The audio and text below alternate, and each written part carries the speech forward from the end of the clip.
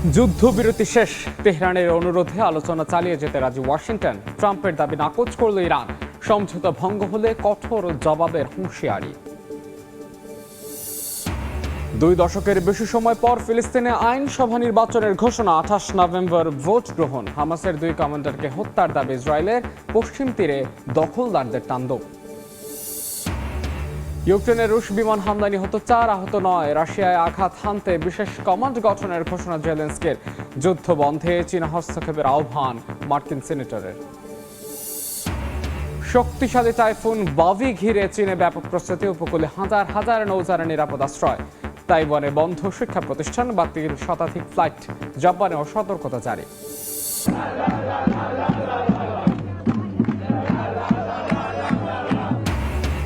আবারও শেষ মুহূর্তে সুপার সাবমেরিনের ঝলক। বেলজিয়ামকে 2-1 গোলে হারিয়ে সেমিফাইনালে ফ্রান্সের সামনে স্পেন।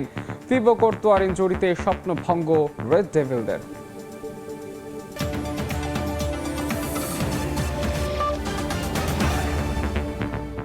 আন্তর্জাতিক সময়ের সঙ্গে আছে আমি মাহাদি ইসলাম ধ্রুব।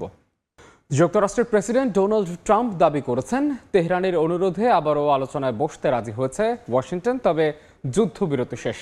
যদিও এই দাবি তাৎক্ষণিকভাবে প্রত্যাখ্যান করেছে ইরান। একই সঙ্গে সমঝোতা ভঙ্গ হলে কঠোর জবাবের হুঁশিয়ারি দিয়েছে ইরান। এদিকে হরমুজ প্রণালীকে ঘিরে কূটনৈতিক তৎপরতায় ওমান সফরে যাচ্ছেন ইরানের পররাষ্ট্রমন্ত্রী আব্বাস আরাকচি। যুক্তরাষ্ট্র ইরান সম্পর্ক আবারও অনিশ্চয়তার মুখে। চলতি সপ্তাহে পাল্টাপাল্টি হামলার পর শুক্রবার মার্কিন প্রেসিডেন্ট ডোনাল্ড ট্রাম্প জানান, তেহরানের অনুরোধে আবারও আলোচনায় বসতে সম্মত হয়েছে ওয়াশিংটন। তবে তিনি স্পষ্ট করে বলেন, গত জুনে কার্যকর হওয়া যুদ্ধবিরতি এখন আর বহাল থাকছে না। ট্রাম্প দাবি করেন, ইরান আলোচনার ধারাবাহিকতা চেয়েছে এবং যুক্তরাষ্ট্র তাতে সম্মত হলেও তেহরানকে জানিয়ে দেওয়া হয়েছে যুদ্ধবিরতি শেষ। তবে ট্রাম্পের এই দাবি সরাসরি নাকচ করেছে তেহরান। ইরানের পররাষ্ট্র মন্ত্রণালয় জানিয়েছে, যুক্তরাষ্ট্রের কাছে তারা কোনো আলোচনার অনুরোধ করেননি, বরং কাতারের মধ্যস্থতাকারীদের সফরকে স্বাগত জানিয়েছে ইরান। একই সঙ্গে সতর্ক করে বলা হয়েছে, ওয়াশিংটন লঙ্ঘন করলে তার উপযুক্ত জবাব দেওয়া হবে। এছাড়াও যুক্তরাষ্ট্র সমঝোতা ভঙ্গ করলে পূর্ণমাত্রার আত্মরক্ষায় প্রস্তুত রয়েছে বলে হুঁশিয়ারি দিয়েছে তেহরান। একই সঙ্গে যুক্তরাষ্ট্র ইসরায়েলের বিরুদ্ধে মুসলিম বিশ্বকে ঐক্যবদ্ধ হওয়ার আহ্বান জানিয়েছে ইরান।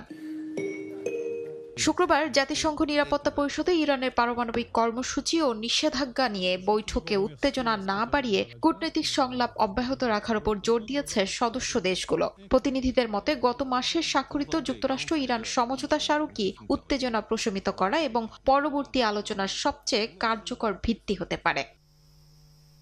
এদিকে হরমুজ প্রণালী পরিস্থিতি সহ আঞ্চলিক নিরাপত্তা ইস্যুতে আলোচনা করতে ওমান সফরে যাচ্ছেন ইরানের পররাষ্ট্রমন্ত্রী আব্বাস আরাকচি। স্থানীয় সংবাদ মাধ্যম জানিয়েছে, সফরে ওমানের কর্মকর্তাদের সঙ্গে সাম্প্রতিক আঞ্চলিক পরিস্থিতি, বিশেষ করে হরমুজ প্রণালীর নিরাপত্তা ও নৌ চলাচল নিয়ে আলোচনা করবেন আরাকচি।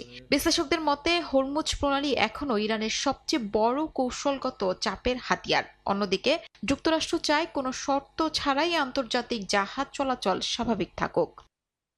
শিউলি রোজা, সময় সংবাদ। 2 দশকেরও বেশি সময় পর আবারও আইনসভা নির্বাচনের ঘোষণা দিয়েছে ফিলিস্তিনি। আগামী 28 নভেম্বর ভোট গ্রহণের তারিখ নির্ধারণ করেছেন প্রেসিডেন্ট মাহমুদ আব্বাস। এদিকে গাজায় হামলা চালিয়ে হামাসের 2 কমান্ডারকে হত্যার দাবি করছে ইসরায়েল। এছাড়া গাজার বিভিন্ন এলাকায় ড্রোন হামলা চালিয়েছে দখলদার বাহিনী। অধিকৃত পশ্চিম তীরেও ফিলিস্তিনিদের ওপর হামলা চালিয়ে যাচ্ছে ইসরায়েলি বসতি স্থাপনকারীরা। যুদ্ধবিরতির মধ্যে গাজা অধিকৃত পশ্চিম তীরে অভিযান চালিয়ে যাচ্ছে ইসরায়েলি বাহিনী। অধিকৃত পশ্চিম তীরের হেব্রন এলাকায় ইসরায়েলি বসতি স্থাপনকারীদের হামলায় বেশ কয়েকজন আহত হয়েছেন। স্থানীয় বাসিন্দাদের এলাকা ছাড়তে বাধ্য করার লক্ষ্যে দীর্ঘদিন ধরেই সেখানে ধারাবাহিক হামলা চালিয়ে আসছে বসতি স্থাপনকারীরা। অন্যদিকে উত্তর গাজার কামাল ও আদওয়ান হাসপাতালে ইসরায়েলি কোয়াডকপ্টার ড্রোন থেকে বিস্ফোরক নিষ্ফোরণে কয়েকজন হাসপাতাল কর্মী আহত হয়েছেন। আন্তর্জাতিক সম্প্রদায়ের প্রতি এসব হামলা বন্ধে জরুরি পদক্ষেপ নেওয়ার আহ্বান জানিয়েছে ফিলিস্তিনি স্বাস্থ্য মন্ত্রণালয়। গাজার পৃথক হামলায় হামাসের 2 কমান্ডার নিহতের দাবি করেছে ইসরায়েলি বাহিনী। তবে এ বিষয়ে এখনও কোনো আনুষ্ঠানিক প্রতিক্রিয়া জানায়নি হামাস। একই সঙ্গে অধিকৃত পশ্চিম তীরের বিভিন্ন এলাকায় অভিযান চালিয়ে আরও কয়েকজন ফিলিস্তিনিকে আটক করেছে ইসরায়েলি বাহিনী। বেথলেহেমের পূর্বাঞ্চলের বেশ কয়েকটি অঞ্চলে শরণার্থী শিবিরে তল্লাশি ও অভিযানের খবরও পাওয়া গেছে। এদিকে গাজার মানবিক সংকট মোকাবেলায় কূটনৈতিক উদ্যোগ জোরদারের আহ্বান জানিয়েছে জাতিসংঘ। নিউ ইয়র্কে নিয়মিত সংবাদ সম্মেলনে মহাসচিবের মুখপাত্র স্টিফেন দুজারিক বলেন, গাজার সংকট এখন শুধু একটি আঞ্চলিক ইস্যু নয়, বরং বৈশ্বিক স্থিতিশীলতার জন্য বড় হুমকি। তিনি জানান, গাজার দক্ষিণাঞ্চলের খান ইউনিসে বাস্তুচ্যুতদের একটি শিবির ভার্চুয়ালি পরিদর্শনের সুযোগ পেয়েছেন বিভিন্ন দেশের কূটনীতিকরা, যাতে তারা মাঠ পর্যায়ে মানবিক বাস্তবতা সরাসরি দেখতে পারেন। ফিলিস্তিনি প্রেসিডেন্ট মাহমুদ আব্বাস আগামী 28 নভেম্বর আইনসভা নির্বাচনের ঘোষণা দিয়েছেন। পরিকল্পনা অনুযায়ী নির্বাচন অনুষ্ঠিত হলে 2 দশকের বেশি সময় পর প্রথমবার ফিলিস্তিনে সংসদীয় ভোট গ্রহণ হবে। প্রেসিডেন্সিয়াল ডিক্রির মাধ্যমে ঘোষিত এই নির্বাচনে পশ্চিম তীর, গাজা উপত্যকা ও পূর্ব জেরুজালেমের ফিলিস্তিনিদের অংশ নেওয়ার আহ্বান জানানো হয়েছে। তবে প্রেসিডেন্ট নির্বাচনের তারিখ এখনো ঘোষণা করা হয়নি। 2005 সালে ইয়াসির আরাফাতের মৃত্যুর পর থেকেই প্রেসিডেন্টের দায়িত্ব পালন করছেন 90 বছর বয়সী মাহমুদ আব্বাস। শিউলি রোজা, সময় সংবাদ। সিরিয়ার রাজধানী দামেস্কের সাম্প্রতিক ধারাবাহিক বোমা হামলার সঙ্গে জড়িত সন্দেহভাজন এক চক্রটিকে গ্রেফতারের দাবি করেছে দেশটির কর্তৃপক্ষ। স্বরাষ্ট্র মন্ত্রণালয় জানিয়েছে, প্রাথমিক তদন্তে গ্রেফতার হওয়া ব্যক্তিদের আইএসের সঙ্গে সম্পৃক্ততার তথ্য পাওয়া গেছে। বৃহস্পতিবার রাষ্ট্রীয় টেলিভিশনে তথ্য জানানো হয়। এর আগে ফরাসি প্রেসিডেন্ট ইমানুয়েল ম্যাক্রোর সফরের সময় দামেস্কে পরপর 2টি বিস্ফোরণে 1 জন নিহত এবং 36 জন আহত হন। এর আগের সপ্তাহে আইনজীবীদের জনপ্রিয় একটি ক্যাফেতে বোমা হামলায় প্রাণ হারান 10 জন। কর্তৃপক্ষ জানিয়েছে, দামেস্ক ও আশেপাশের 4টি এলাকায় একযোগে অভিযান চালিয়ে সন্দেহভাজনদের আটক করা হয়েছে। তদন্ত শেষে তাদের পরিচয়, আইএসের সঙ্গে সংশ্লিষ্টতার বিস্তারিত তথ্য প্রকাশ করা হবে বলে জানিয়েছে স্বরাষ্ট্র মন্ত্রণালয়।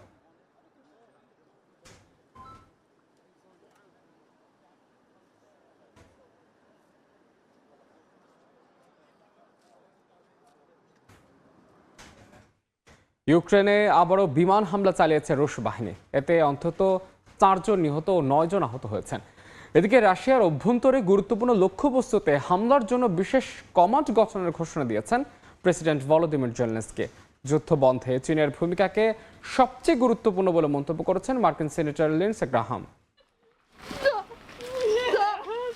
ইউক্রেনের পূর্বাঞ্চলীয় শহর ক্রামাতরস্কে বিমান হামলা করেছে রাশিয়া। এতে শিশুসহ হতাহত হয়েছেন বেশ কয়েকজন। দানেস্ক অঞ্চলে একটি ফ্রন্টলাইন শহরে 7টি গাইডে বোমা নিক্ষেপ করে রুশ বিমান বাহিনী। হামলায় একটি আবাসিক ভবন, দোকান ও কয়েকটি ব্যক্তিগত বাড়ি ধ্বংসস্তূপে পরিণত হয়েছে। ইউক্রেনের অভিযোগ, ইচ্ছাকৃতভাবে বেসামরিক এলাকাকে লক্ষ্যবস্তু করছে রাশিয়া। এদিকে রাশিয়ার ভেতরের দূরপাল্লার হামলা আরও জোরদার করতে বিশেষ কমান্ড গঠনের ঘোষণা দিয়েছেন ইউক্রেনের প্রেসিডেন্ট ভলোদিমির জেলেনস্কি। একই সঙ্গে অ্যাসাল্ট ইউনিট ও ড্রোন বাহিনীকে একীভূত করে নতুন দ্রুত প্রতিক্রিয়া বাহিনী গড়ে তোলার কথাও জানিয়েছেন তিনি। জেলেনস্কির ভাষায়, রাশিয়ার যুদ্ধ চালিয়ে যাওয়ার সক্ষমতাকে দুর্বল করতে সব ধরনের সামরিক সক্ষমতা একটি কমান্ডের অধীনে আনা হবে। অন্যদিকে কিয়েভ সফরে মার্কিন সিনেটর লিন্ডসে গ্রাহাম বলেছেন, ইউক্রেন যুদ্ধের অবসানে রাশিয়াকে শান্তি আলোচনায় বসাতে চীনই সবচেয়ে কার্যকর ভূমিকা রাখতে পারে। তার মতে আগামী কয়েক মাস কূটনৈতিক সমাধানের জন্য গুরুত্বপূর্ণ সময়। জেলেনস্কির সঙ্গে বৈঠকে ইউক্রেনের আকাশ প্রতিরক্ষা জোরদার এবং রাশিয়ার বিরুদ্ধে নতুন নিষেধাজ্ঞা নিয়েও আলোচনা হয়।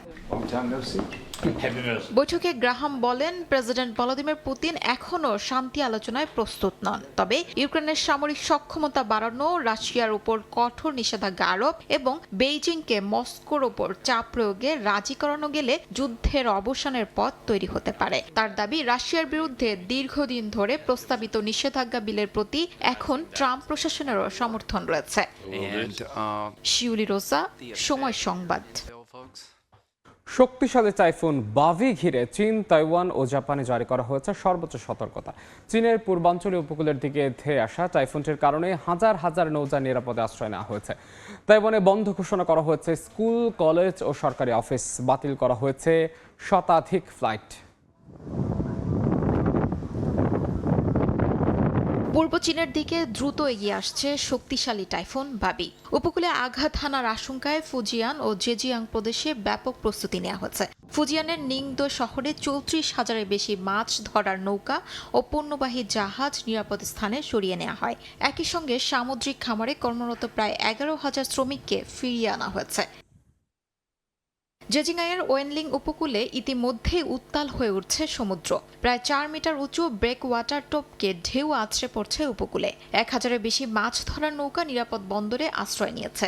ভারী থেকে অতি ভারী বৃষ্টির আশঙ্কায় জেজিয়াং ও ফুজিয়াংয়ে লেভেল 3 ভূতাত্ত্বিক দুর্যোগ জরুরি সারা ব্যবস্থা চালু করেছে চীনের জরুরি ব্যবস্থাপনা মন্ত্রণালয়। জাতীয় আবহাওয়া পর্যবেক্ষণ কেন্দ্র টাইফুন ভাবের জন্য কমলা সতর্কতা বহাল রেখেছে। আবহাওয়াবিদদের পূর্বাভাস, টাইফুনটি ফুজিয়ানের শিয়াপু ও জেজিয়াংয়ের ওয়েনেলিংয়ের মধ্যবর্তী উপকূলে আঘাত হানতে পারে।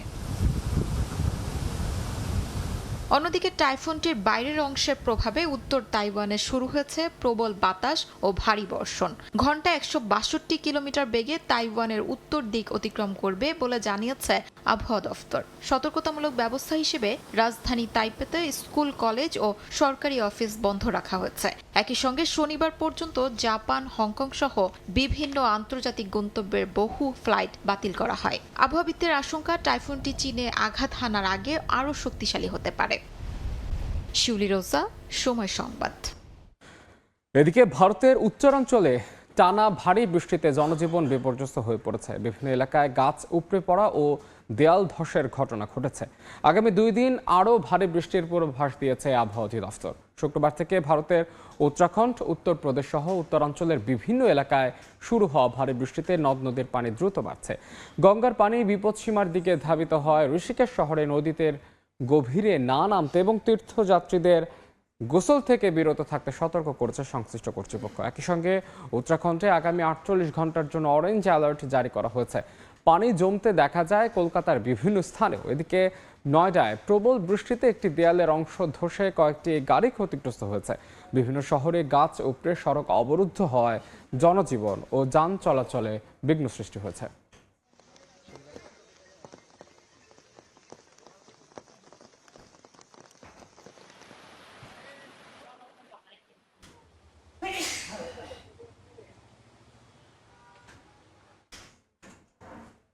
আন্তর্জাতিক সময় আরও থাকছে।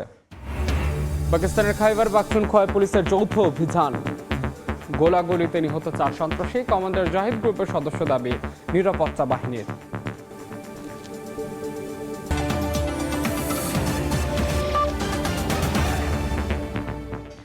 এবার ফিফা বিশ্বকাপের খবর। আবারও স্পেনের জয়ের নায়ক মিকেল মেরিনো। ম্যাচের শেষ মুহূর্তে তার গোলেই সেমিফাইনালে উঠেছে লা রোহারা। অন্যদিকে থিবো কোর্তোয়ার ইনজুরিতে সর্বনাশ হয়েছে বেলজিয়ামের। এই তারকা গোলরক্ষক মাঠ ছাড়ার পরেই গোল হজম করে আসর থেকে ছিটকে পড়ে রেড ডেভিলরা। এবার আসরের প্রথম গোল হজম করলেও শেষ পর্যন্ত 2-1 ব্যবধানে জিতে শীর্ষ 4-এর টিকিট কেটেছে স্পেন, যেখানে তাদের প্রতিপক্ষ ফ্রান্স। লস এঞ্জেলেস থেকে লস্কর আল মামুনের রিপোর্ট। স্প্যানিশ ফিয়েস্তার আবহে আরও বর্ণিল হলিউডের শহর। ফিফা বিশ্বকাপ শিরোপার পথে আরও এক ধাপ এগিয়ে যাওয়ার আনন্দে আত্মহারা ওরা। লস অ্যাঞ্জেলেসে ম্যাচ মানেই গ্যালারিতে রূপালী পর্দার তারকাদের মেলা। 70,000-এরও বেশি দর্শকের মাঝে ক্যামেরা আলাদাভাবে খুঁজে নিয়েছে ব্র্যাড পিট, পেনেলোপে ক্রুজদের। তবে এদিনের মূল চরিত্র হয়ে ওঠেন মিকেল মেরিনো। আবারও ফুয়েন্তের ট্রাম্প কার্ড 30 বছর বয়সী মিডফিল্ডার ক্রিস্টিয়ানো রোনালদোর পর্তুগালকে বিদায় করার পর এবার শেষ মুহূর্তে গোল করে কাঁদালেন বেলজিয়ামদের। ম্যাচ জুড়ে আক্রমণের পর আক্রমণ করে গেছে স্পেন। বেলজিয়ামের 5টি শটের বিপরীতে মোট 18টি শট নিয়েছে তারা, যার মধ্যে 8টি ছিল অন টার্গেট। 30 মিনিটে ফ্যাবিয়ান রুইজের গোলে প্রথম লিডও ছিল তাদেরই। যদিও সাবেক বিশ্ব চ্যাম্পিয়নদের বিপক্ষে প্রথমার্ধে মাথা নত করেনি বেলজিয়াম। টিমোথি কাস্তানিয়ের ক্রস থেকে শার্লে দি কেতেলারের হেডে 41 মিনিটে সমতায় ফিরে রেড ডেভিলস। এবারের বিশ্বকাপে এই প্রথম গোল হজম করে স্পেন। প্রথমার্ধের পর দ্বিতীয়ার্ধেও প্রতিপক্ষের ডিফেন্ডারদের স্বস্তিতে থাকতে দেয়নি লা রোহা ফরওয়ার্ডরা। Lamine Yamal, Dani Olmo, Mikel ওয়ারজাবালদের সামনে লড়াই করে গেছেন থিবো কোর্তোয়া, কিন্তু ভাগ্য সঙ্গ দেয়নি। 71 মিনিটে ইনজুরি নিয়ে মাঠ ছাড়তে বাধ্য হন তারকা গোলরক্ষক। বদলি হিসাবে নামেন সেনে লামেন্স। অনেকটা ব্যাকফুটে থেকেই বাকি সময়টা খেলতে হয়েছে বেলজিয়ামকে। দু দলের দুই পরিবর্তন বদলে দিয়েছে ম্যাচের চিত্র। একদিকে কোর্তোয়ার মাঠ থেকে উঠে যাওয়া, আরেকদিকে মেরিনোর ৮৬ মিনিটে মাঠে নামা। সাবস্টিটিউট হিসেবে নামার ২ মিনিটের মধ্যেই বল জালে জড়ান মেরিনো। কিছুই করার ছিল না কোর্তোয়ার। আর বিশ্বকাপের মঞ্চে নিজেকে প্রমাণের সুযোগ নষ্ট করার হতাশা গ্রাস করে সাবস্টিটিউট গোলকিপার লামেন্সকে। কুবার্সির শট তার হাত থেকে ফসকে গেলে ফিরতি শটে গোল করেন মেরিনো। শেষ পর্যন্ত আর কোনো নাটকীয়তা ছিল না। ২-১ গোলে জিতে সেমিফাইনালের মঞ্চে পা রাখে স্পেন। আর হয়তো বিশ্বকাপ থেকে বেলজিয়ামের এই বিদায়ের মধ্য দিয়েই ডি ব্রুইনা, লুকাকুদের গোল্ডেন জেনারেশনের সমাপ্তি ঘটল। শেষ মুহূর্তের গোলে বেলজিয়ামকে হারিয়ে সেমিফাইনালে উঠেছে স্পেন। সেখানে তাদের শক্ত প্রতিপক্ষ ফ্রান্স। লস্কর আল মামুন, সময় সংবাদ, লস অ্যাঞ্জেলেস স্টেডিয়াম, যুক্তরাষ্ট্র। ১৬ বছর পর বিশ্বকাপের সেমিফাইনালে ওঠায় বাঁধ ভাঙা উল্লাসে মাতেন স্প্যানিশ সমর্থকরা। লস অ্যাঞ্জেলেসের রাস্তায় নেচে গেয়ে জয় উদযাপন করেন তারা। ভক্তদের বিশ্বাস, ফ্রান্সকে হারিয়ে ফাইনাল উঠবেই আমাদের দল। আর্জেন্টিনাকেও খোঁচা দিতে ছাড়েননি অনেকে। যুক্তরাষ্ট্র থেকে লস্কর আল মামুনের আরও একটি report.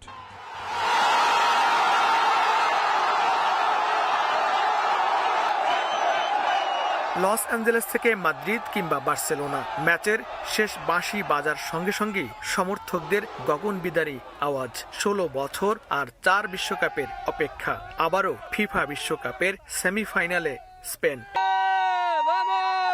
Spain! Woohoo! We love you. My roots are from Spain. We're going to semi-final. It was so much fun. Spain won, so we're so happy. Felices! And I love like the environment around. Everyone was super happy.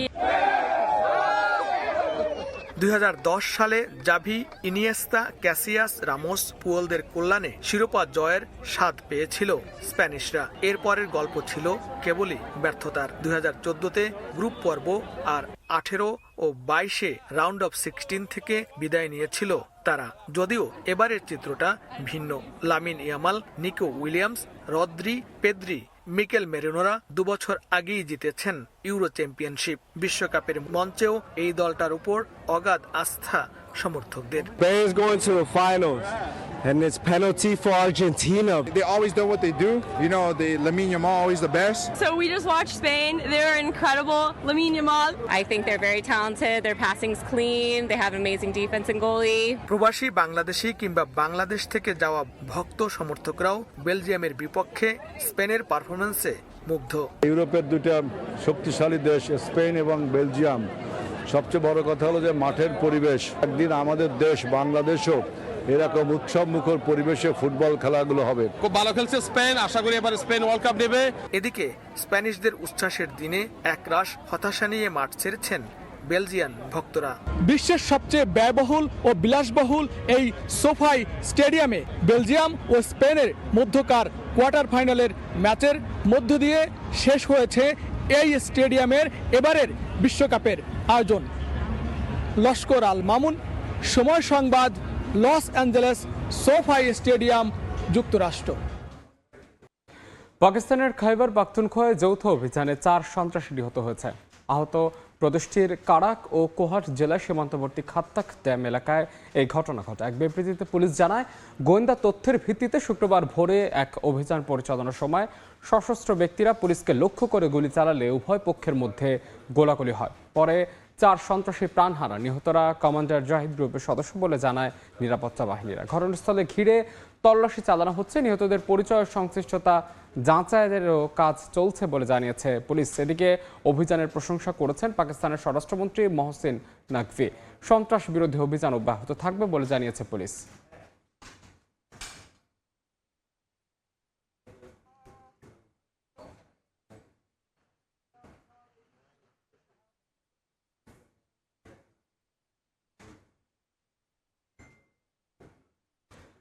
Pakistan নিয়ন্ত্রিত আজাদ কাশ্মীরে আবার উত্তেজনা।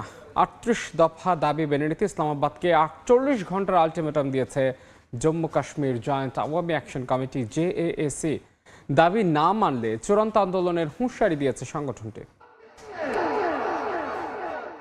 জুলাইয়ের শেষ দিকে আঞ্চলিক নির্বাচনকে সামনে রেখে নতুন করে অস্থির হয়ে উঠেছে পাকিস্তানের আজাদ কাশ্মীর। 2023 সালে গঠিত Jammu Kashmir joint Awami action committee বা জেএসি ইসলামাবাদ সরকারের কাছে 38 দফা দাবি তুলে ধরে 48 ঘন্টার আলটিমেটাম দিয়েছে। একই সঙ্গে 27 জুলাইয়ের নির্বাচন ঘিরে মুজাফফরাবাদ অভিমুখে বড় ধরনের বিক্ষোভ কর্মসূচির ঘোষণাও দিয়েছে সংগঠনটি। আন্দোলনের সবচেয়ে আলোচিত দাবি পাকিস্তানে বসবাসরত কাশ্মীরি শরণার্থীদের জন্য সংরক্ষিত আইনসভার 12টি আসন বাতিল করা। জেএসির অভিযোগ, এই আসনগুলোর মাধ্যমে ইসলামাবাদ অঞ্চলটির রাজনীতিতে অতিরিক্ত প্রভাব বজায় রাখছে। তবে সম্প্রতি আজাদ কাশ্মীরের সুপ্রিম কোর্ট রায় দিয়েছেন এসব সংরক্ষিত আসন সাংবিধানিকভাবে সুরক্ষিত, তাই নির্বাহী আদেশে এগুলো বাতিল করা যাবে না। শুধু রাজনৈতিক নয়, অর্থনৈতিক দাবিও রয়েছে 38 দফা সনদে। জলবিদ্যুৎ প্রকল্পের চুক্তি পুনর্বিবেচনা, বিদ্যুতের দাম কমানো, আটাসহ নিত্য প্রয়োজনীয় পণ্যে ভর্তুকি বাড়ানো এবং স্থানীয় সম্পদের ন্যায্য অংশ নিশ্চিত করার দাবি তুলেছেন তারা। আন্দোলনকারীদের অভিযোগ, অঞ্চলের পানি ও প্রাকৃতিক সম্পদ থেকে পাকিস্তান লাভবান হলেও স্থানীয় জনগণ তার সুফল পাচ্ছে না। কাগজে কলমে আজাদ কাশ্মীরের নিজস্ব প্রেসিডেন্ট, প্রধানমন্ত্রী, সুপ্রিম কোর্ট ও আইনসভা থাকলেও গুরুত্বপূর্ণ সিদ্ধান্তে ইসলামাবাদের নিয়ন্ত্রণই কার্যকর বলে অভিযোগ রয়েছে। এমনকি নির্বাচনে অংশ নিতে প্রার্থীদের পাকিস্তানের সঙ্গে সংযুক্তির পক্ষে অঙ্গীকারপত্রে স্বাক্ষর করাও বাধ্যতামূলক।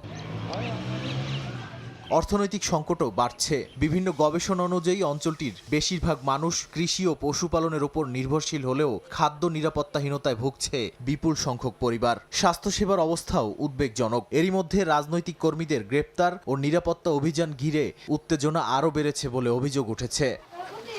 নাদিম মারজান, সময় সংবাদ। ভারতের প্রধানমন্ত্রী নরেন্দ্র মোদীর অস্ট্রেলিয়া সফরে ইউরেনিয়াম রফতানি সহ জ্বালানি খাতে গুরুত্বপূর্ণ চুক্তি সই করেছে দুই দেশ। স্থানীয় সময় বৃহস্পতিবার স্বাক্ষরিত এই চুক্তির আওতায় অস্ট্রেলিয়া ভারতের বেসামরিক পারমাণবিক জ্বালানি কর্মসূচির জন্য ইউরেনিয়াম রফতানি করবে। একই সঙ্গে নবায়নযোগ্য জ্বালানি, গুরুত্বপূর্ণ খনিজ সম্পদ এবং সবুজ হাইড্রোজেন খাতে সহযোগিতা বাড়াতে সম্মত হয়েছে দুই দেশ। পাশাপাশি প্রতিরক্ষা সহযোগিতা, খনিজের সরবরাহ ব্যবস্থা এবং মহাকাশ খাতে যৌথ কাজের পরিধিও বাড়ানোর সিদ্ধান্ত নিয়েছে দেশ দুটি।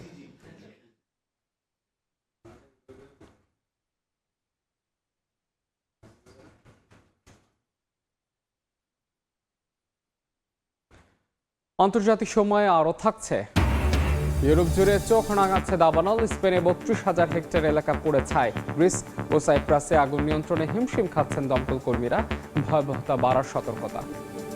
যুক্তরাষ্ট্রে অস্থায়ী সুরক্ষা সুবিধা বাতিলের সিদ্ধান্তের প্রতিবাদে বিক্ষোভে নেমেছে প্রায় 3.5 লাখ হাইতিয়ান অধিবাসী।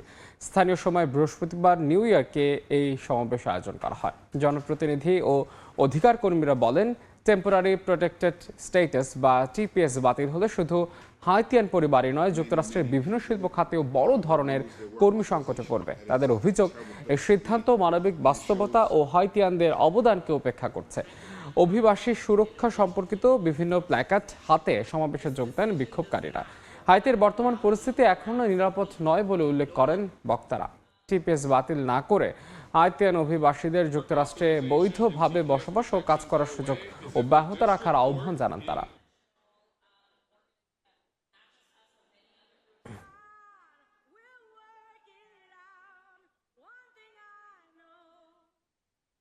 মার্কিন প্রেসিডেন্ট ডোনাল্ড ট্রাম্পের যৌন নিপীড়নের শিকার জে ক্যারেলকে $50 লাখ ক্ষতিপূরণ দেওয়ার নির্দেশ দিয়েছেন আদালত। নিউ ইয়র্কের ফেডারেল বিচারক লুই কাপলান ট্রাম্পের সব আপত্তি খারিজ করে দ্রুত ক্যারেলকে এই ক্ষতিপূরণ হস্তান্তরের আদেশ দিয়েছেন। এর আগে ট্রাম্পের আইনজীবীরা সুপ্রিম কোর্টে পুনর্বিবেচনার আবেদন নিষ্পত্তি না হওয়া পর্যন্ত অর্থ আটকে রাখার অনুরোধ জানিয়েছিলেন। তাদের যুক্তি ছিল, পরে আপিলে জিতলে ট্রাম্প ক্যারেল অর্থ বিভিন্ন সংস্থায় দান করলে তা আর ফেরত পাওয়া সম্ভব হবে না।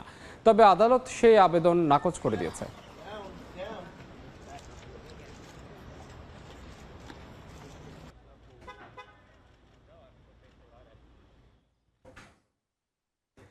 ন্যাটোর গুরুত্বপূর্ণ একটি সদস্য রাষ্ট্র তুরস্ক, তবে বরাবরই দেশটিকে জোটের সমস্যা হিসেবে দেখা হয়। আঙ্কারার নিজস্ব কিছু স্বাধীন নীতি ও সিদ্ধান্তের কারণে পশ্চিমা মিত্রদের সঙ্গে দেশটির দ্বন্দ্ব রয়েছে। সেই তুরস্কই এখন ন্যাটো জোটে ক্ষমতাধর মধ্যস্থতাকারী হিসেবে আত্মপ্রকাশ করেছে।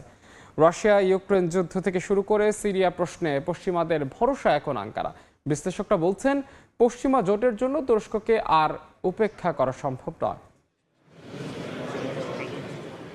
বছরের পর বছর ন্যাটোর গলার কাটা হিসেবে সমালোচনায় থাকা তুরস্ক এবার নিজেকে তুলে ধরেছে জোটের অন্যতম প্রভাবশালী শক্তি হিসেবে। আঙ্কারায় অনুষ্ঠিত ন্যাটো সম্মেলনকে শুধু আনুষ্ঠানিক বৈঠকেই সীমাবদ্ধ রাখেননি প্রেসিডেন্ট রিসেপ তাইপ এরদোয়ান, বরং এটিকে তিনি পরিণত করেন কূটনৈতিক শক্তি প্রদর্শনের মঞ্চে। সম্মেলনে উপস্থিত ছিলেন যুক্তরাষ্ট্রের প্রেসিডেন্ট ডোনাল্ড ট্রাম্প সহ ন্যাটোর ৩২ সদস্য দেশের নেতারা। তবে আলোচনার কেন্দ্রবিন্দু হয়ে ওঠে তুরস্কের ভূমিকায়। ইউরোপীয় মিত্রদের সঙ্গে টানাপোড়েনের মধ্যেই আঙ্কারায় যান ট্রাম্প। এরদোয়ান আয়োজক না হলে এই সম্মেলনে হয়তো তিনি আসতেন না বলে প্রকাশ্য জানান মার্কিন প্রেসিডেন্ট। বিমানবন্দরে ট্রাম্পকে জাঁকজমকপূর্ণ অভ্যর্থনা জানান এরদোয়ান। দুই নেতার উষ্ণ সম্পর্ক পুরো সম্মেলন জুড়েই ছিল আলোচনায়। বিশ্লেষকদের মতে ট্রাম্পকে ন্যাটো সম্মেলনে ধরে রাখার ক্ষেত্রে সবচেয়ে বড় ভূমিকা রেখেছে তুরস্ক। সম্মেলনের ফাঁকেই ঘটে আরেকটি গুরুত্বপূর্ণ কূটনৈতিক ঘটনা। সিরিয়ার অন্তর্বর্তী প্রেসিডেন্ট আহমেদ আল শারার সঙ্গে বৈঠক করেন ট্রাম্প। পরে সিরিয়ার ওপর যুক্তরাষ্ট্রের নিষেধাজ্ঞা শিথিলের ইঙ্গিত দেন তিনি। দীর্ঘদিন ধরে দামেস্ক ও ওয়াশিংটনের মধ্যে যোগাযোগ স্থাপনে তুরস্ক যে ভূমিকা রেখে আসছে, এই বৈঠক সেই অবস্থানকে আরও শক্তিশালী করেছে বলে মনে করছেন পর্যবেক্ষকরা। শুধু মধ্যপ্রাচ্য নয়, প্রতিরক্ষা সহযোগিতাতেও বড় অগ্রগতির ইঙ্গিত মিলেছে। রাশিয়ার S-400 ক্ষেপণাস্ত্র প্রতিরক্ষা ব্যবস্থা কেনার কারণে 2020 সালে তুরস্কের উপর আরোপিত মার্কিন নিষেধাজ্ঞা তুলে নেওয়ার ঘোষণা দেন ট্রাম্প। একই সঙ্গে F-35 যুদ্ধবিমান কর্মসূচিতে তুরস্কের ফেরার সম্ভাবনাও উড়িয়ে দেননি তিনি, যদিও এই বিষয়ে মার্কিন কংগ্রেস সহ বিভিন্ন মহলের আপত্তি রয়েছে। বিশ্লেষকদের মতে রাশিয়ার সঙ্গে যোগাযোগ, ইউক্রেন যুদ্ধ নিয়ে মধ্যস্থতার চেষ্টা, সিরিয়া প্রশ্নে সক্রিয় ভূমিকা এবং শক্তিশালী প্রতিরক্ষা শিল্প সব মিলিয়ে তুরস্ক এখন এমন এক অবস্থানে পৌঁছেছে যেখানে ন্যাটো ও যুক্তরাষ্ট্র উভয়ের কাছেই আঙ্কারা অপরিহার্য অংশীদার। বিশ্লেষকরা বলছেন সমালোচনা থাকলেও তুরস্ককে আর উপেক্ষা করার সুযোগ নেই। আঙ্কারায় ন্যাটো সম্মেলনের সবচেয়ে বড় বার্তাও ছিল সেটি। রাইসা জান্নাত, সময় সংবাদ। জার্মানিতে কর্পোরেট দেউলিয়াত্বের হার উদ্বেগজনকভাবে বেড়েছে। দেশটির অর্থনৈতিক গবেষণা প্রতিষ্ঠান IWH এর তথ্য অনুযায়ী চলতি বছরে এপ্রিল থেকে জুনে প্রায় 5,000 কোম্পানি দেউলিয়া হওয়ার আবেদন করেছে। গত 21 বছরের মধ্যে এটি দ্বিতীয় প্রান্তিকে সর্বোচ্চ। নির্মাণ, আবাসন, বাণিজ্য, হোটেল, রেস্তোরাঁ ও সেবা খাত সহ প্রায় সব বড় খাতেই সংকট ছড়িয়ে পড়েছে। এতে ঝুঁকিতে পড়েছে প্রায় 45,500 কর্মসংস্থান। বিশেষজ্ঞদের মতে ইউক্রেন যুদ্ধের পর রাশিয়ার জ্বালানির উপর নির্ভরতা কমানো, উচ্চ জ্বালানি ব্যয়, উৎপাদন খরচ বৃদ্ধি এবং বৈশ্বিক অনিশ্চয়তা জার্মান অর্থনীতির উপর বাড়তি চাপ তৈরি করেছে। এর মধ্যে টানা 2 বছর অর্থনৈতিক সংকোচনের পর চলতি বছরও প্রবৃদ্ধির পূর্বাভাস খুবই সীমিত। সবচেয়ে বেশি চাপ পড়েছে উৎপাদন ও অটোমোবাইল শিল্পে।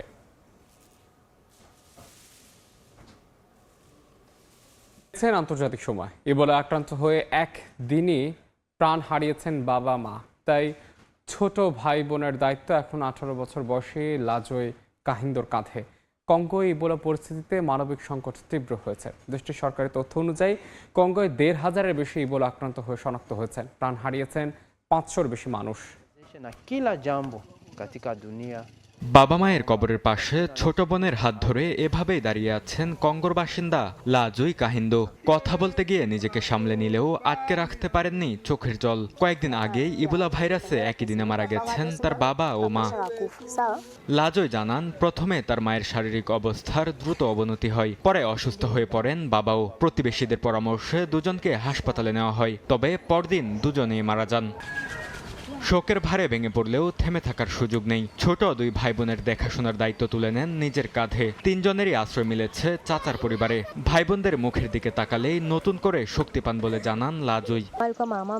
আমি সবকিছু হারিয়েছি, কিন্তু যখন দেখি এখনো কয়েকজন মানুষ আমার পাশে রয়েছে, তখন আবার নতুন করে শক্তি পাই। যখন আমার ছোট ভাই বোনদের দিকে তাকাই, তখন মনে হয় আমি যদি দিনরাত শুধু কেঁদেই কাটাই, তাহলে তাদের সান্ত্বনা দেবে কে?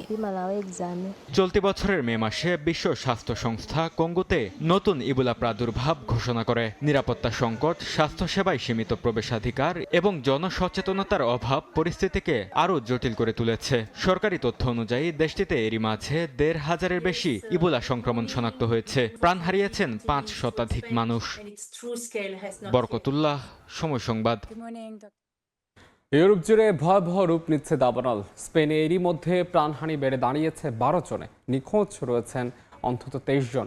পুরো ছাই দেশটির দক্ষিণাঞ্চলের প্রায় ৩২,০০০ হেক্টর এলাকা। একই সময় গ্রিস ও সাইপ্রাসেও আগুন নিয়ন্ত্রণে হিমশিম খাচ্ছেন দমকল কর্মীরা। তীব্র তাপপ্রবাহ ও জলবায়ু পরিবর্তনের কারণে আগামী দিনগুলোতে ইউরোপের দাবানল আরও ভয়াবহ হতে পারে বলে সতর্ক করেছেন বিশেষজ্ঞরা।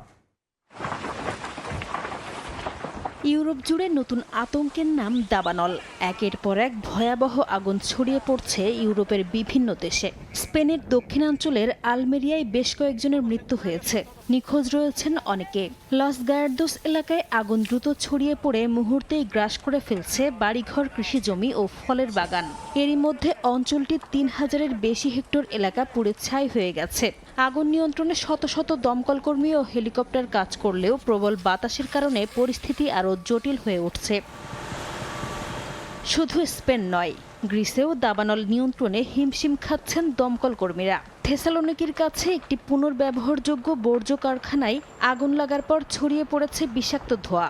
এ কারণে আশপাশের কয়েকটি এলাকার বাসিন্দাদের ঘরের ভেতরে থাকতে এবং জানলা দরজা বন্ধ রাখার নির্দেশ দিয়েছে কর্তৃপক্ষ। রাজধানী এথেন্সের কাছেও নতুন করে ছড়িয়ে পড়েছে দাবানল। এদিকে সাইপ্রাসেও দাবানলে প্রাণহানির পাশাপাশি ব্যাপক ক্ষয়ক্ষতির খবর পাওয়া গেছে। তবে ইউরোপে দাবানলের এই ভয়াবহতা নতুন নয়। গত এক দশকে ইউরোপের বিভিন্ন দেশে দাবানলে প্রাণ হারিয়েছেন শত শত মানুষ। ২০১৮ সালে গ্রিসের মাটি শহরে দাবানলে শতাধিক মানুষের মৃত্যু হয়, যা দেশটির ইতিহাসের সবচেয়ে প্রাণঘাতী দাবানল। ২০১৭ সালে পর্তুগালে প্রাণ হারান ১২০ জনের বেশি। তুরস্কে গত বছর দাবানল নেভাতে গিয়ে প্রাণ হারান ১০ জন দমকল কর্মী ও উদ্ধারকর্মী। সাম্প্রতিক বছরগুলোতে গ্রিস, সাইপ্রাস ও স্পেনেও একাধিক প্রাণঘাতী দাবানলের ঘটনা ঘটেছে। ইউরোপীয় ইউনিয়নের জলবায়ু পর্যবেক্ষণ সংস্থা কোপার্নিকাস বলছে, ১৯৮০-র দশক থেকে ইউরোপে বিশ্বের অন্যান্য দেশের তুলনায় প্রায় দ্বিগুণ গতিতে তাপমাত্রা বেড়েছে। বিজ্ঞানীদের মতে তীব্র গরম, দীর্ঘস্থায়ী খরা ও জলবায়ু পরিবর্তনের কারণে দাবানল আরও দ্রুত ছড়িয়ে পড়ার পাশাপাশি ভয়াবহ হয়ে উঠছে। কার্যকর পদক্ষেপ না নিলে আগামী বছরগুলোতে ইউরোপে দাবানলের তীব্রতা বাড়ার সঙ্গে সঙ্গে প্রাণহানি আরও বাড়বে বলে সতর্ক করেছেন তারা। নাসরিন রুমি, সময় সংবাদ। প্রকৃতির সবচেয়ে শক্তিশালী জলবায়ুগত ঘটনাগুলোর একটি সুপার এল নিনো। বিজ্ঞানীদের আশঙ্কা আবারও তৈরি হচ্ছে এমন এক সুপার এল নিনো যা কয়েক দশকের মধ্যে সবচেয়ে ভয়াবহ হতে পারে। আর সেই হুমকি মোকাবেলায় এবার সূর্যের আলো সাময়িকভাবে কমিয়ে দেওয়ার মতো বিতর্কিত এক ধারণা নিয়ে গবেষণা করছেন বিজ্ঞানীরা। গত কয়েক দশকের মধ্যে সবচেয়ে শক্তিশালী হতে পারে এবারের সুপার এল নিনো, এমন আশঙ্কাই করছেন বিজ্ঞানীরা। আর সেই শঙ্কার মধ্যেই উঠে এসেছে বিতর্কিত এক ধারণা। সূর্যের কিছু আলো সাময়িকভাবে পৃথিবীতে পৌঁছাতে না দিয়ে এল নিনোর তীব্রতা কমানো যায় কিনা তা নিয়ে চলছে গবেষণা। সাধারণত প্রশান্ত মহাসাগরের পানির অস্বাভাবিক উষ্ণতা থেকেই তৈরি হয় এল নিনো। এর প্রভাবে বিশ্বজুড়ে বাড়ে তাপমাত্রা, খরা, দাবানল, অতিবৃষ্টি ও বন্যার মতো চরম আবহাওয়ার ঘটনা। জলবায়ু পরিবর্তনের কারণে সেই প্রভাব আরও তীব্র হচ্ছে বলে সতর্ক করছেন বিশেষজ্ঞরা। সায়েন্স অ্যাডভান্সেস জার্নালে প্রকাশিত নতুন গবেষণায় বিজ্ঞানীরা পরীক্ষা করেছেন মেরিন ক্লাউড ব্রাইটেনিং নামে পরিচিত একটি পদ্ধতি। এতে সমুদ্রের উপরের মেঘে সূক্ষ্ম কণা ছড়িয়ে মেঘকে আরও বেশি সূর্যালোক প্রতিফলিত করতে সাহায্য করা হয়, যাতে পৃথিবীতে কম তাপ পৌঁছায়।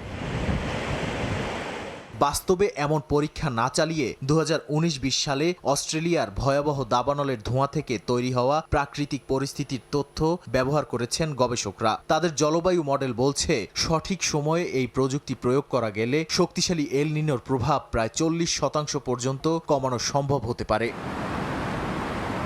তবে গবেষকরাই বলছেন এটি কোনো সমাধান নয়, বরং সম্ভাবনা যাচাইয়ের একটি প্রাথমিক ধাপ। কারণ এল নিনো দুর্বল করতে গিয়ে বিপরীতভাবে লা নিনার প্রভাব অস্বাভাবিকভাবে বেড়ে যেতে পারে। এতে এশিয়া ও অস্ট্রেলিয়ায় অতিবৃষ্টি এবং বিশ্বের অন্য অঞ্চলে নতুন আবহাওয়া সংকট দেখা দেওয়ার আশঙ্কা রয়েছে।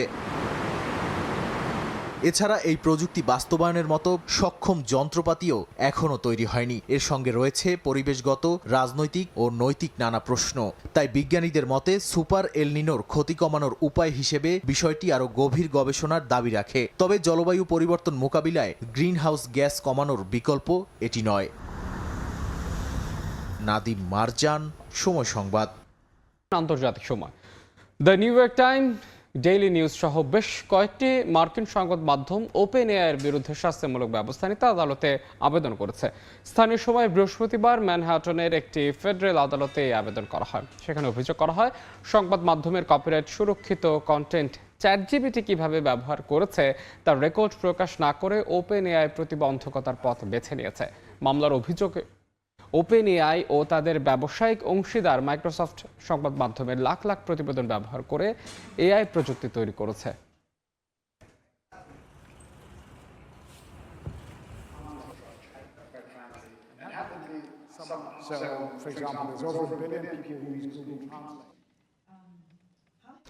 মানুষের মতো কথা বলা রোবট আগেই দেখেছে বিশ্ব, এবার সেই রোবটই বদলে ফেলছে নিজের চেহারা।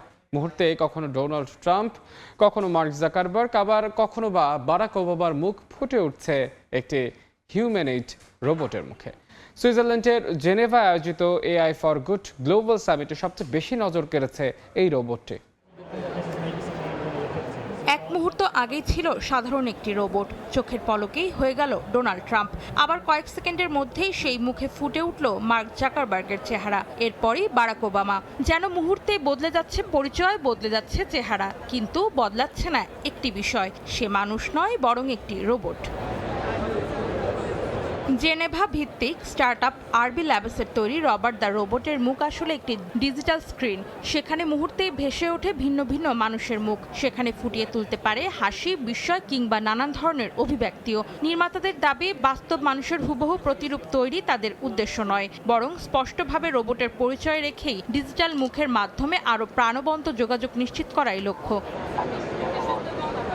একই মঞ্চে ছিল ভবিষ্যতের আরও অনেক ঝলক। সুইস ফেডারেল ইনস্টিটিউট অব টেকনোলজির গবেষকরা এমন রোবোটিক আসবাব তৈরি করেছেন যা নিজে থেকেই ঘরের ভেতর চলাফেরা করতে পারে। প্রয়োজন বুঝে নিজেরাই সরে যাচ্ছে, পথ করে দিচ্ছে, আবার প্রয়োজনীয় জিনিসও কাছে এনে দিচ্ছে। বিশেষ করে প্রবীণ মানুষদের জীবন সহজ করতেই এমন প্রযুক্তি নিয়ে কাজ করছেন গবেষকরা। অন্তরা সেন, সময় সংবাদ। চীনের তিব্বতের ঐতিহাসিক একটি কারাগার জোল সিটি প্রিজন 2007 সালে সংস্কারের পর এটিকে জাদুঘরে রূপান্তর করা হয়, যেখানে গুরুত্ব পেয়েছে সমাজতান্ত্রিক ভূমিধস সমাজ ব্যবস্থায় ভূমিধসদের জীবন, শোষণ ও একসময় ছিল নির্যাতন আর বন্দিত্বের প্রতীক, এখন ইতিহাসের সাক্ষী। বলা হচ্ছে তিব্বতের জোল সিটি প্রিজন জাদুঘরের কথা, যেখানে ফুটিয়ে তোলা হয়েছে সামন্ততান্ত্রিক ভূমিদাস প্রথার নির্মম বাস্তবতা। লাসার ঐতিহাসিক পোতালা প্রাসাদের পাদদেশে অবস্থিত এই কারাগার একসময় ছিল তৎকালীন স্থানীয় সরকারের অন্যতম প্রধান কারাগার। 2007 সালে সংস্কারের পর জাদুঘরে রূপান্তর করা হয়। বর্তমানে এই জাদুঘরে সংরক্ষিত রয়েছে সামন্ত যুগে ভূমিদাসদের ওপর চালানো নির্যাতনের বিভিন্ন নিদর্শন। চায়না মিডিয়া গ্রুপের 7 পর্বের ঐতিহাসিক ও সাংস্কৃতিক প্রামাণ্যচিত্রেও স্থান পেয়েছে জাদুঘরটি। জাদুঘরের বিভিন্ন প্রদর্শনীতে রয়েছে চামড়ার চাবুক, হাতকড়া, পায়ের বেড়ি, শিকল এবং শাস্তে দেয়া নানা সরঞ্জাম। ছবি, দলিল ও তথ্যচিত্রের মাধ্যমে তুলে ধরা হয়েছে সামন্ত ভিত্তিক সমাজ ব্যবস্থায় ভূমিদাসদের জীবন, শোষণ ও নিপীড়নের ইতিহাস। চীনের সরকারি তথ্য অনুযায়ী সে সময় অল্প সংখ্যক অভিজাত ও জমিদার শ্রেণী অধিকাংশ জমি ও সম্পদের মালিক ছিল, আর বিপুল জনগোষ্ঠী ভূমিদাস হিসেবে কঠোর নির্যাতন ও বঞ্চনার মধ্যে জীবন কাটাত। চীনের সরকারি বর্ণনা অনুযায়ী 1959 সালে গণতান্ত্রিক সংস্কারের মাধ্যমে তিব্বতে সামন্ত ভিত্তিক ভূমিদাস প্রথার অবসান ঘটে এবং লাখো ভূমিদাস মুক্তি লাভ করেন। সেই ঘটনাকে স্মরণ করে 2009 সাল থেকে প্রতি বছর 28 মার্চ ভূমিদাস মুক্তি দিবস পালন করা হয়। জোল সিটি প্রিজন জাদুঘর শুধু একটি পুরানো কারাগার নয়, বরং তিব্বতের অতীত সামাজিক ইতিহাস ও পরিবর্তনের এক নিদর্শন। রাইসা জান্নাত, সময় সংবাদ। জাপানের রাজধানী টোকিও শুধু আধুনিক প্রযুক্তি আর আকাশচুম্বী ভবনের শহরই নয়, এর ভিন্টেজ ও সেকেন্ড হ্যান্ড সংগ্রহের জন্য সমান জনপ্রিয়। শহরের শিনাগাওয়া এলাকায় টোকিও সিটি ফ্লি মার্কেটে অল্প খরচে মিলছে ভিন্টেজ, এন্টিক ও সংগ্রহণযোগ্য নানা পণ্য।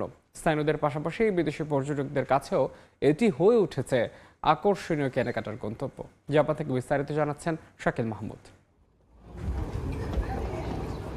টোকিওর শিনাগাওয়া এলাকায় অবস্থিত টোকিও সিটি ফ্লি মার্কেট জাপানের অন্যতম বড় ফ্লি মার্কেট। সপ্তাহান্তে নিয়মিত বসা এই বাজারে শত শত বিক্রেতা নিয়ে আসেন নিজেদের সংগ্রহের নানা পণ্য।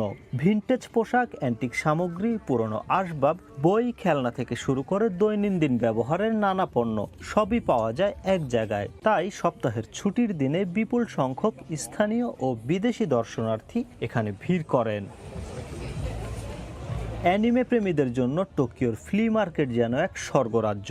ড্রাগন বল, ইভানগেলিয়ন সহ জনপ্রিয় সিরিজের বিখ্যাত সব ফিগার, খেলনা ও সংগ্রহযোগ্য সামগ্রী নামমাত্র মূল্যে কিনতে প্রতিনিয়তই ভিড় করছেন স্থানীয় তরুণ সংগ্রাহক এবং বিদেশি পর্যটকেরা। শুধু অ্যানিমে নয়, পুরনো দিনের স্মৃতি খুঁজে বেড়ানো মানুষের জন্য রয়েছে vintage analog camera, branded perfume, antique অলংকার, ঘর সাজানোর সামগ্রী এবং নানা ধরনের সংগ্রহযোগ্য পণ্য। পেন্টাক্স মিনোল্টার মতো ক্লাসিক ক্যামেরাও মিলছে তুলনামূলক সাশ্রয়ী দামে। বাজারের আশেপাশে মুসলিম দর্শনার্থীদের জন্য রয়েছে একাধিক হালাল খাবারের দোকান। ফলে কেনাকাটার পাশাপাশি পরিবার বা বন্ধুদের সঙ্গে সময় কাটানোর সুযোগও তৈরি হয়েছে। জাপান থেকে মোহাম্মদ শাকিল মাহমুদ, সময় সংবাদ। দেখছেন আন্তর্জাতিক সময়। ইতালির জনপ্রিয় পর্যটন নগরী লিভোর্নো একসময় জনপ্রিয় ছিল অপরাধীদের শহর হিসেবে। জনবসতি গড়ে তুলতে সাধারণ অপরাধীদের ক্ষমা করে শহরটিতে নতুন জীবন শুরুর সুযোগ দেওয়া হয়েছিল। সেই ইতিহাসে আজ শহরটির অন্যতম আকর্ষণ। ইতালি থেকে আরও জানাচ্ছেন হাসান মাহমুদ। মধ্যযুগে ইতালির লিভোর্নো ছিল ছোট্ট একটি জেলে। 1577 সালে বন্দর নির্মাণ শুরু হলেও জনসংখ্যা কম থাকায় 1593 সালে বিশেষ আইনের মাধ্যমে বিদেশি ব্যবসায়ী, ধর্মীয় শরণার্থী ও ছোটখাটো অপরাধে দণ্ডিত ব্যক্তিদের শহরটিতে বসতি করার সুযোগ দেওয়া হয়। তবে খুনি ও জাল নোট প্রস্তুতকারীরা এই সুযোগ পাননি। এভাবেই লিভোর্নো পরিচিতি পায় অপরাধীদের শহর হিসেবে। সময়ের সঙ্গে বদলে গেছে সেই পরিচয়। এখন লিভোর্নো ইতালির সমৃদ্ধ বন্দর ও জনপ্রিয় পর্যটন নগরী। অতীতের ইতিহাসের স্মারক হিসাবে এখনো শহরে রয়েছে সেই সময়ের নানা নিদর্শন ও স্মৃতিস্তম্ভ। এখানে প্রবাসীদের সঙ্গে আমাদের খুবই ভালো সম্পর্ক। নাগরিক হোক বা না হোক, সবাইকে সমানভাবে দেখা হয়। তাই বিভিন্ন সংস্কৃতির মানুষের মধ্যে সুন্দর সহাবস্থান গড়ে উঠেছে। বর্তমানে লিভোর্নোতে বসবাসরত বাংলাদেশিরাও বলছেন স্থানীয় প্রশাসনের সহযোগিতায় তারা নিরাপদ ও স্বাচ্ছন্দ্যে আছেন। আমাদের সাথে ইটালিয়ানদের একটা সুন্দর সম্পর্ক। আমরা এবং ইটালিয়ানরা মিলে এই শহরের খুব ভালো আছি। 25 বছর ধরে আমি লিভোর্নোতে আছি। আমি একজন প্রফেশনাল নার্স। এখানে যদি আপনারা কেউ আসতে চান, নিজের প্রফেশনালটা নিয়ে আসতে পারেন বা ব্যবসা করতে পারেন। আজকে একটা পর্যটক কেন্দ্র হয়েছে, অনেক সুন্দর শহর হয়েছে, ঠিক আছে। তো আমাদের কাছে সবকিছু মিলে, সর্বোপরি মিলে খুবই ভালো লাগছে এই শহর। 1606 সালে আনুষ্ঠানিকভাবে শহরের মর্যাদা পাওয়া লিভোর্নো এখনো তার বহুজাতিক ঐতিহ্য ও সহনশীলতার ইতিহাস ধারণ করে ইতালির অন্যতম ব্যতিক্রমী শহর হিসেবে পরিচিত। ইতালির বন্দর নগরী লিভোর্নো থেকে হাসান মাহমুদ, সময় সংবাদ। আন্তর্জাতিক সময়। জাতিসংঘের আফগানিস্তান বিষয়ক বিশেষ দূত হচ্ছেন বাংলাদেশে কূটনৈতিক রাবার ফাতেমা। স্থানীয় সময় বৃহস্পতিবার আফগানিস্তান ভিত্তিক সংবাদ মাধ্যম আরিয়ানা নিউজ বিষয়টি নিশ্চিত করেছে, যেখানে বলা হয় জাতিসংঘ মহাসচিব এরই মধ্যে রাবার ফাতেমার মনোনয়ন নিরাপত্তা পরিষদে পেশ করেছেন। নিরাপত্তা পরিষদ তার এই নিয়োগের বিষয়ে চূড়ান্ত সিদ্ধান্ত নেবে বলে আশা করা যাচ্ছে। রাবার ফাতেমা বাংলাদেশের একজন অভিজ্ঞ পেশাদার কূটনৈতিক। 2022 সাল থেকে তিনি জাতিসংঘের আন্ডার সেক্রেটারি জেনারেল এবং স্বল্পোন্নত দেশ ও ক্ষুদ্র শিল্প রাষ্ট্রসমূহের উচ্চ প্রতিনিধি হিসেবে দায়িত্ব পালন করছেন। এর আগে তিনি নিউ ইয়র্কে জাতিসংঘে বাংলাদেশের স্থায়ী প্রতিনিধি এবং জাপানে বাংলাদেশের রাষ্ট্রদূত হিসেবে দায়িত্ব পালন করেছেন। It did was COVID-19 pandemic took back development progress. আবারও ফিফা বিশ্বকাপ প্রসঙ্গ। সেমিফাইনাল নিশ্চিতে রাতে নরওয়ের চ্যালেঞ্জ নেবে ইংল্যান্ড। মায়ামি স্টেডিয়ামে ম্যাচ শুরু বাংলাদেশ সময় রাত 3টা। বিশ্বকাপে এখন পর্যন্ত কোনো ম্যাচ হারেনি ইংল্যান্ড। থমাস টুখেলের অধীনে দারুণ ছন্দে আছে থ্রি লায়ন্স। 6 গোল ও 1 অ্যাসিস্ট নিয়ে গোল্ডেন বুটের রেসে আছেন দলের অধিনায়ক হ্যারি কেইন। এছাড়া রাউন্ড অফ 16-এ জোড়া গোলসহ 4 গোল করে দুর্দান্ত ফর্মে আছেন জুড বেলিংহাম। তবে ইংল্যান্ডের চিন্তা নরওয়ের দ্রুত কাউন্টার অ্যাটাক। ব্রাজিলকে হারানো আর্লিং হল্যান্ড বড় চ্যালেঞ্জে ফেলবে ইংল্যান্ডের রক্ষণ ভাগ্যে। বিশ্বকাপে এখন পর্যন্ত হল্যান্ডের গোল 7টি, তবে এখন পর্যন্ত দুবারের দেখায় নরওয়েকে দুবারই হারিয়েছিল ইংল্যান্ড। কোয়ার্টার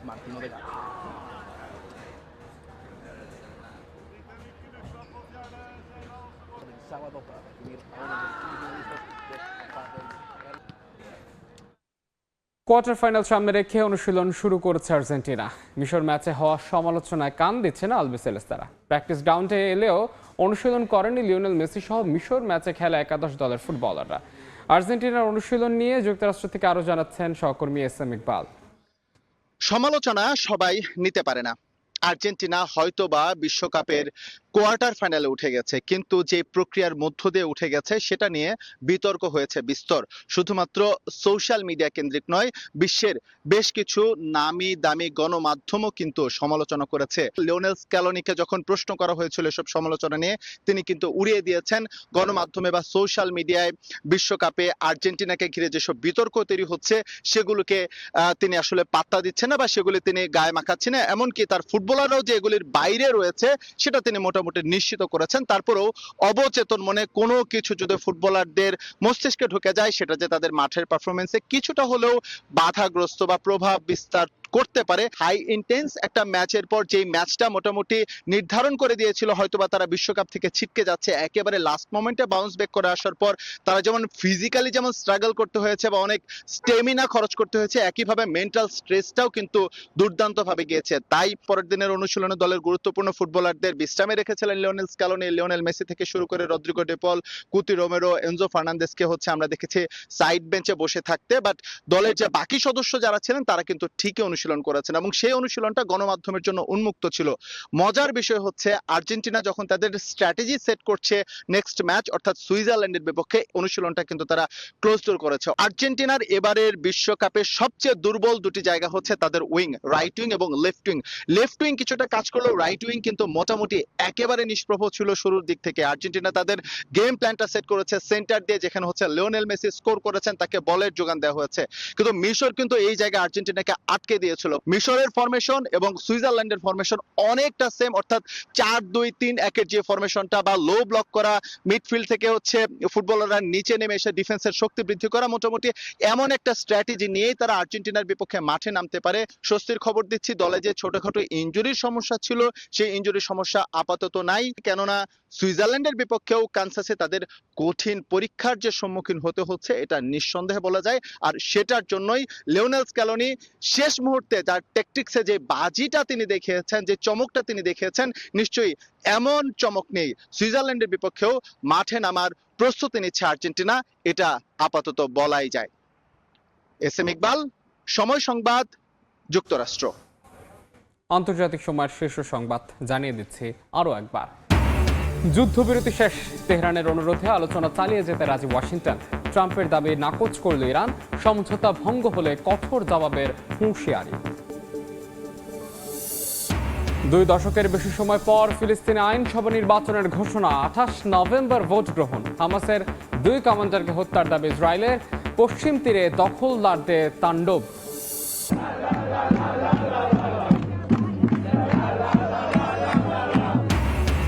আবারও শেষ মুহূর্তে সুপার সাবমেরিনো ঝলক, বেলজিয়ামকে 2-1 গোলে হারিয়ে সেমিফাইনালে ফ্রান্সের সামনে স্পেন।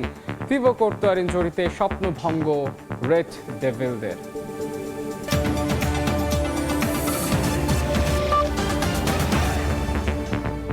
এই ছিল আন্তর্জাতিক সময়ের এখনকার আয়োজনে। দর্শক, বিশ্বকাপ ফুটবলের মহাযজ্ঞ সরাসরি সম্প্রচার করছে সময় টেলিভিশন, দেখতে চোখ রাখুন সময়ের পর্দায়।